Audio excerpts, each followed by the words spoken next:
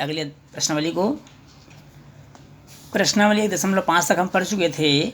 आज हम पढ़ेंगे प्रश्नावली 1.6।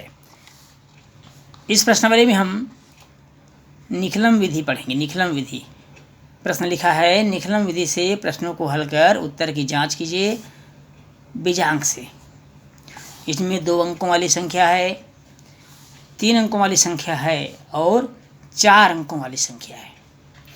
निखलम विधि में आधार माना जाता है। आधार मतलब जैसे 2 अंकों वाला है तो 100, 3 अंकों वाला है तो 1000, 2 अंकों वाला है तो आधार 10 मानेंगे। 2 अंकों वाला है तो आधार 10, 3 अंकों वाला है तो 100 और 4 अंकों वाला है तो आधार 1000 माना जाता है। और उसी आधार के आधार पर निखलम विधि से सवाल को गुणा किया जाता है अथवा हल किया जाता है। तो चलिए देखते हैं कैसे इसको हल करेंगे हम। बहुत ध्यान से समझिएगा, सभी सवाल बहुत सरल है। जिनके पास बुक नहीं है, प्रश्न स्पष्ट आपको स्क्रीन पर दिख रहा होगा, आप इसे नोट भी कर सकते हैं। प्रश्न पहला दिया हुआ है 13 × 13। आधार मानेंगे हम 2 अंकों वाला है तो 10 मानेंगे, जैसा कि मैंने अभी आपको बताया था। और आधार 10 मानेंगे तो हम देखेंगे कि 13 10 से कितना अधिक है, तो 3 अधिक है। इसी प्रकार दूसरी संख्या 13 ये भी है जो 10 से 3 अधिक है। आधार हम क्या माने 10, और देखेंगे कि 13 10 से कितना ज़्यादा है, 3 ज़्यादा है। 13 10 से 3 ज़्यादा है। 2 भागों में उत्तर का बायां भाग और दायां भाग, दाईं ओर की संख्याओं का आपस में गुणा कर देंगे। 3 और 3 का गुणा होगा 9।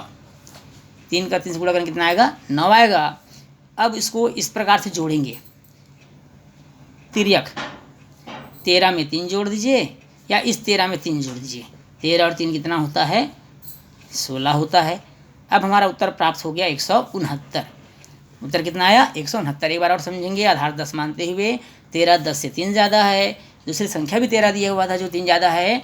दाईं ओर उत्तर का दायां भाग प्राप्त करने के लिए दाईं ओर की संख्याओं को गुणा कर देंगे। जितने ज़्यादा था 3 या 9, और बाईं ओर वाली संख्या में तिर्यक जोड़ेंगे, तिरछा।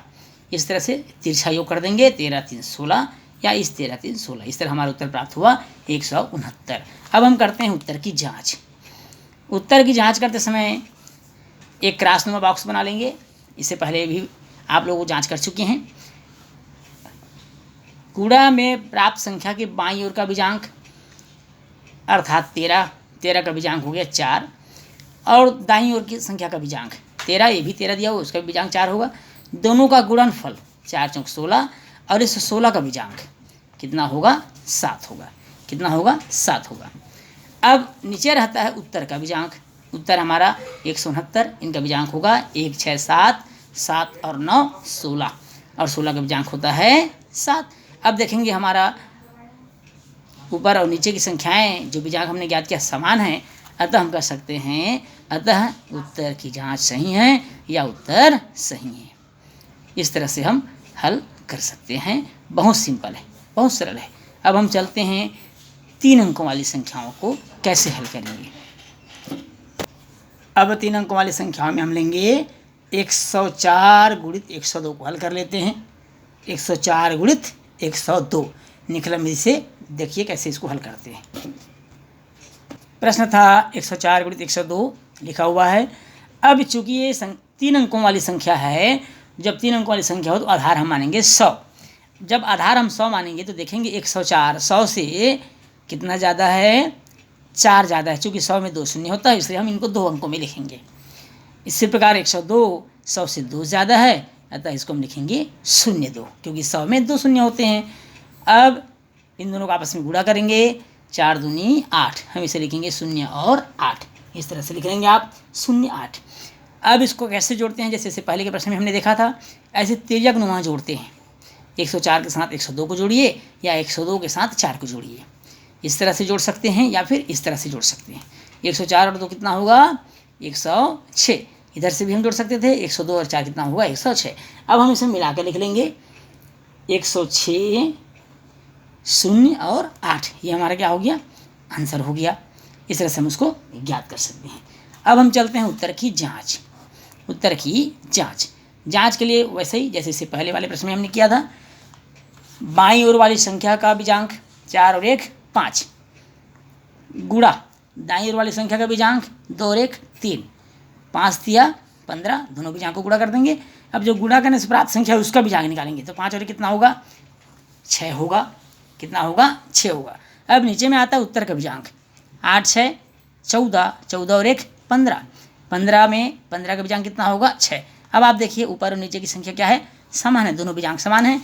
अब कह सकते हैं अतः उत्तर की जांच सही है, उत्तर की जांच सही है। इस तरह से हम 3 अंक वाली संख्याओं को भी निकलम विधि से हल कर सकते हैं। इस विधि को निकलम विधि कहा जाता है। कौन सी विधि कहा जाता है, निकलम विधि। अब हम आते हैं 4 अंकों वाली संख्याओं का प्रश्न। 1012 गुणित 1004। जब 4 अंकों वाली संख्या हो तो आधार हम मानेंगे 1000। इससे पहले बताया गया था आप लोग को। अब देखेंगे 1000 से कितना ज़्यादा है, 12 ज़्यादा है। 0 1 2 हमने 3 अंकों में क्यों लिखा, क्योंकि 1000 में 3 शून्य होते हैं। अब नीचे लिखा है 1004, 1004 1000 से कितना ज़्यादा है, 4 ज़्यादा है, तो 0 0 हम लिख देंगे 4। क्यों, क्योंकि 1000 में 3 शून्य होते हैं। अब उत्तर को हम 2 भागों में बांट लेंगे। दाईं ओर का उत्तर मालूम करने के लिए हम क्या करेंगे, इनका आपस में गुणा, जैसे इससे पहले के प्रश्न में आपने किया है। 12 चौक 48। अब इस 48 को हम 3 अंकों में लिखेंगे। क्यों, क्योंकि 1000 में 3 शून्य होते हैं। अब इसको क्रॉस नुमा जोड़ देंगे।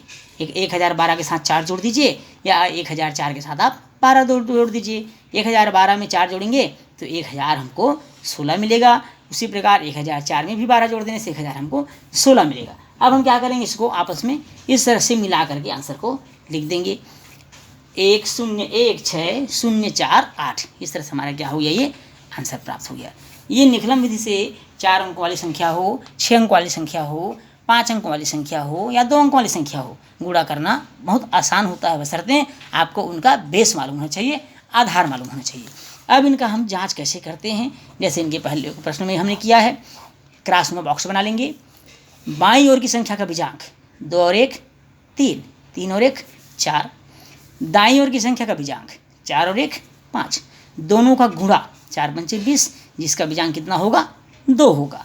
अब उत्तर का बीजांक 8 4 12, 12 6 18, 18 1 19, 19 और 1 20, और 20 का बीजांक कितना होता है, 2 होता है। अब देखेंगे आप कि बाईं ओर की संख्या का बीजांक का गुणा दाईं ओर की संख्या के बीजांक से हमने किया। गुणनफल का बीजांक आया 2 और उत्तर का भी बीजांक आया 2, दोनों बीजांक समान हैं, इसलिए हम कह सकते हैं कि अतः उत्तर की जांच सही है। उत्तर की जांच क्या है, सही है। इस तरह से हम 2 अंक वाली संख्या हो, 3 अंक वाली संख्या हो या 4 अंक वाली संख्या हो, बड़ी आसानी से हम निकलम विधि से इसको हल कर सकते हैं। तो बच्चों, आज का होमवर्क है प्रश्नावली 1.6 से प्रश्न क्रमांक 3 4 5 6 8 9 को हल करना है। इन प्रश्नों में अगर किसी प्रकार कोई डाउट हो तो आप पूछ सकते हैं, आप कमेंट कर सकते हैं, आपको दोबारा इस प्रश्न को हल करके बताया जाएगा। जिन बच्चों के पास पुस्तक नहीं है वो इन प्रश्नों को एक बार और अच्छे से देख सकते हैं। आपकी स्क्रीन पर साफ साफ दिखाई दे रहा है, आप इसे लिख भी सकते हैं। तो बस आज के लिए इतना ही, अगली क्लास में फिर मिलेंगे, तब तक के लिए धन्यवाद।